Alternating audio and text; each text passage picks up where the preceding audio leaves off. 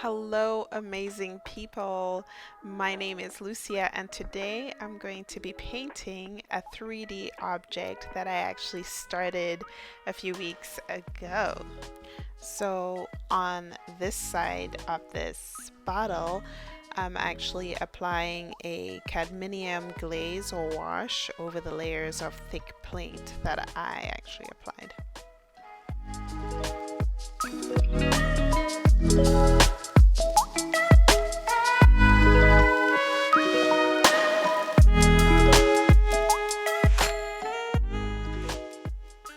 So recently, I've been reading the Practical Encyclopedia of Acrylics, Oils, and Gouache, and I have to say I've learned quite a bit about painting, including the different techniques. So originally, with this particular surface that I'm working with, I began with impasto, which is actually an Italian word for mixture used to describe a painting technique where paint is thickly laid on a surface, and that way you actually get a lot of brush strokes or even palette knife marks depending on what tool you're using. And then of course now, as you can see, I painted the glaze and I'm adding a little bit of white on top as well.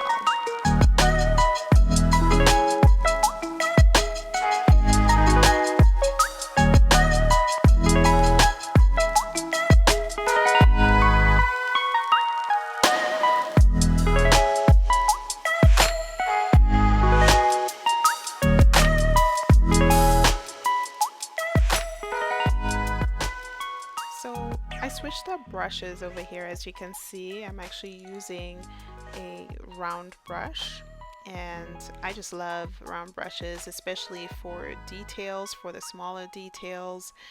And previously I was actually using a filbert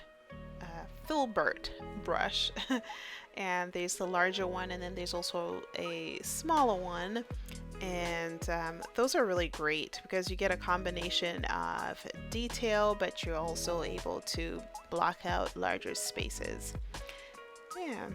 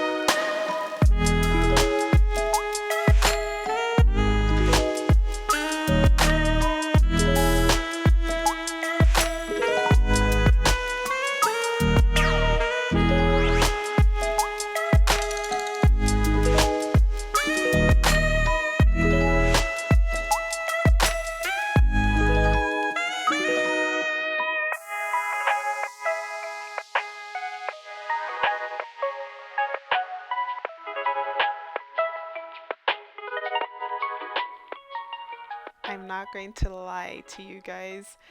I'm going to tell you all the highs and the lows of painting. And I found as I switched to the other side, I kind of had a bit of a challenge because I wanted to do something different and unique from the other side. I didn't want to just paint some more flowers. And yeah, so I decided to go in with some blending without actually waiting for it to dry, which can be very tricky, I think, especially when you're layering. And I think that's where my real problem was for sure. and I found that I would paint a few layers on, and then I would sort of start again because it didn't look quite right.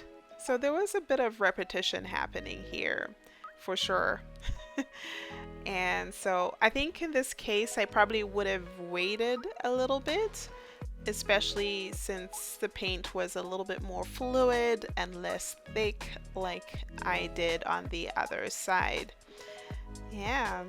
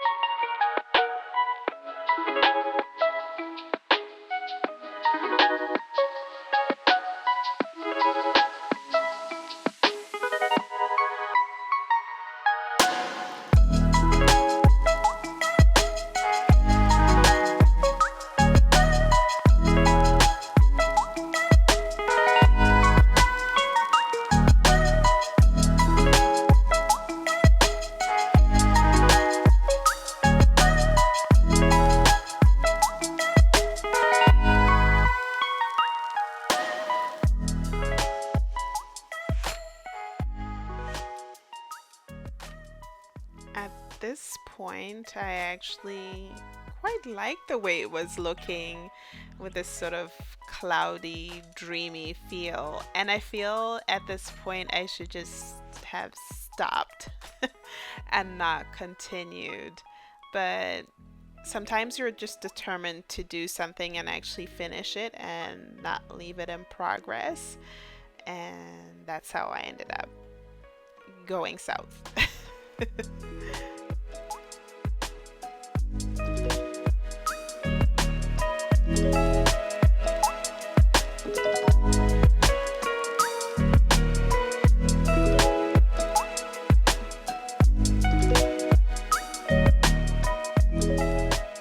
As always, if any of this information was useful and you found this enjoyable as well, please don't forget to like and share with all your other artist friends.